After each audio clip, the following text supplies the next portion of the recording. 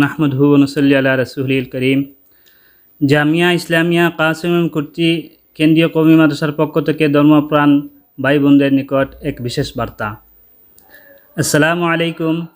বিশ্ববিখ্যাত ইসলামী ইউনিভার্সিটি দারুল উলুম দেওবন্দ কর্তৃক কওমি মাদ্রাসাগুলি ব্যাপারে দেওয়া সার্কুলার বাস্তবায়িত করার লক্ষ্যে গত 28/9/2025 রোজ রবিবার থেকে 30/9/2025 মঙ্গলবার পর্যন্ত উক্ত মাদ্রাসার পৃষ্ঠপোষক ত্রিপুরা রাজ্য জমিয়ত উলামা হিন্দের সভাপতি, ত্রিপুরা রাজ্য রাবেতায়ে মাদারিসে ইসলামিয়া কওমিয়া মাদ্রাসা বোর্ডের সভাপতি, দারুল উলুম সোনামুড়া রাঙ্গামাটিয়ার মুহতামিম মৌলানা মুফতি তৈয়বুর রহমান সাহেবের উপস্থিতিতে এই মাদ্রাসার মুহতামিম ও নাইবে মুহতামিম সহ 5 সদস্য বিশিষ্ট এক প্রতিনিধি দল উক্ত মাদ্রাসার এলাকার 27টি মসজিদ মক্তবের মিটিংয়ে গিয়ে নিম্নলিখিত বিষয় ব্যাপারে আলোচনা করে বাস্তবায়িত করার জন্য সবাইকে অনুরোধ করা হয়েছে।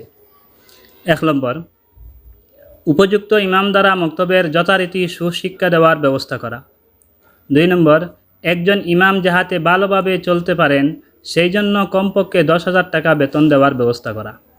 3 নম্বর, মক্তবের শিক্ষার গুরুত্ব, প্রয়োজনীয়তা, পদ্ধতি, কওমি মাদ্রাসার গুরুত্ব ও প্রয়োজনীয়তা, ভারতবর্ষের স্বাধীনতা অর্জনে জমিয়তের অবদান ব্যাপারে জানা ও বোঝার জন্য প্রতিটি মসজিদের ইমাম ও কমিটিকে 1 নম্বর তারবিয়াতুল মুআল্লিমিন, 2 নম্বর বিশ্ববিখ্যাত ইসলামী ইউনিভার্সিটি দারুল উলুম দেওবন্দের আদর্শে প্রতিষ্ঠিত কওমি মাদ্রাসা কী ও কেন, 3 নম্বর ভারতবর্ষের স্বাধীনতা অর্জনে জমিয়ত উলামা হিন্দের অবদান, এই 3টি বই দেওয়া হয়। 4 নম্বর, গ্রাম থেকে মদ, জুয়া, তাস, বেবিচার, অন্যায়, অত্যাচার তথা যাবতীয় কুসংস্কার বেদাত মুক্ত সুন্নত অনুযায়ী সমাজ গঠন করার জন্য তাকিদ করা হয়। 5 নম্বর, মিটিংয়ে গিয়ে একটি বিজ্ঞপ্তি দেওয়া হয় যার মধ্যে গুরুত্বপূর্ণ 10টি বিষয় উল্লেখ করা হয়েছে।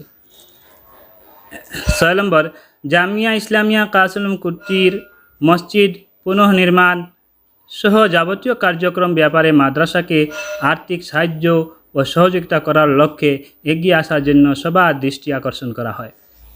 7 নম্বর, প্রত্যেকটি মিটিংয়ে সিদ্ধান্ত হয়েছে ইমাম সাহেব নিয়োগ ও বিদায়ের ক্ষেত্রে এবং কোনো সমস্যা সৃষ্টি হলে জামিয়া ইসলামিয়া কাসিম কুর্তির এই কেন্দ্রীয় মাদ্রাসার কর্তৃপক্ষের সাথে যোগাযোগ করা। প্রকাশ থাকে যে এই 27টি মসজিদের কমিটি, ইমাম, মুসল্লিয়ানে কেরাম সাহেবান সকলেই জামিয়া ইসলামিয়া কাসিম কুর্তি মাদ্রাসার পড়াশোনা তথা যাবতীয় কার্যক্রম ব্যাপারে প্রশংসা করেছেন এবং সবাই এই মাদ্রাসাকে এই এলাকার কেন্দ্রীয় মাদ্রাসা হিসাবে আখ্যায়িত করেছেন ও সর্বপ্রকার সাহায্য ও সহযোগিতা করার আশ্বাস দিয়েছেন। এই জন্য বড় মসজিদ থেকে 3 জন এবং ছোট মসজিদ থেকে 2 জন মাদ্রাসার ইমদাদি কমিটির সদস্য হিসেবে মনোনীত করে দিয়েছেন। ওনারা এই মাদ্রাসার মজলিসে শুরা এবং মজলিসে আমিলা ও মুহতামিম সাহেবের সাথে মিলিত হয়ে সর্বপ্রকার সাহায্য ও সহযোগিতা করার দায়িত্ব পালন করবেন। পৃষ্ঠপোষক সাহেবের এত ব্যস্ততা থাকার পরেও এই 3 দিনে 27টি মসজিদ মক্তবের মিটিংয়ে সময় দেওয়ার জন্য ওনাকে মোবারকবাদ দেওয়া হচ্ছে। উনি এই মিটিংগুলিতে উপস্থিত থেকে মূল্যবান নসিহত করায় প্রত্যেকটি মসজিদ মক্তব উপকৃত হয়েছে বলে সবাই মত প্রকাশ করেছেন। আমরা প্রতিজ্ঞা করেছি যে সারা ভারতবর্ষের কওমি মাদ্রাসাগুলির জননী দারুল উলুম দেওবন্দের যাবতীয় সার্কুলার অনুযায়ী আমাদের এই মাদ্রাসা পরিচালিত হবে ইনশাআল্লাহ। ইতি নিবেদক মৌলানা মুফতি সিরাজউদ্দিন মুহতামিম, মৌলানা বদরুল হক নাইবে মুহতামিম, হাজি আব্দুল নূর সদস্য মজলিসে শুরা, হাজি শামসুল হক সদস্য মজলিসে শুরা।